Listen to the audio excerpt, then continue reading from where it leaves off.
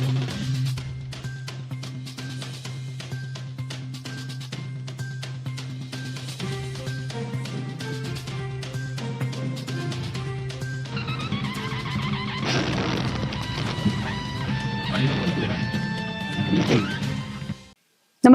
आपण पाहता हिरकणी न्यूज.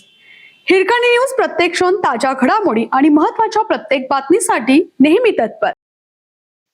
थकीत कमिशनसाठी रेशन दुकानदार 1 जुलैपासून संपावर.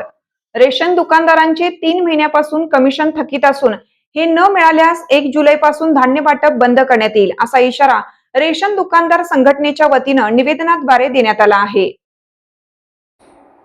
निवेदनात म्हटले आहे की फेब्रुवारी 2026 पासून रेशन दुकानदारांचे कमिशन थकीत आहे. हे कमिशन त्वरित वितरित करण्यात यावे, अन्यथा धान्य वाटप बंद करण्यात येईल असा इशारा देण्यात आला आहे. त्याचबरोबर मे 2026 मध्ये दुकानामध्ये धान्य लवकर व वेळेत पोहोच झाले नाही, त्यामुळे धान्य वाटप झाले नाही. या धान्याच्या वाटपासाठी 1 महिना मुदतवाढ मिळावी अशी ही मागणी करण्यात आली आहे.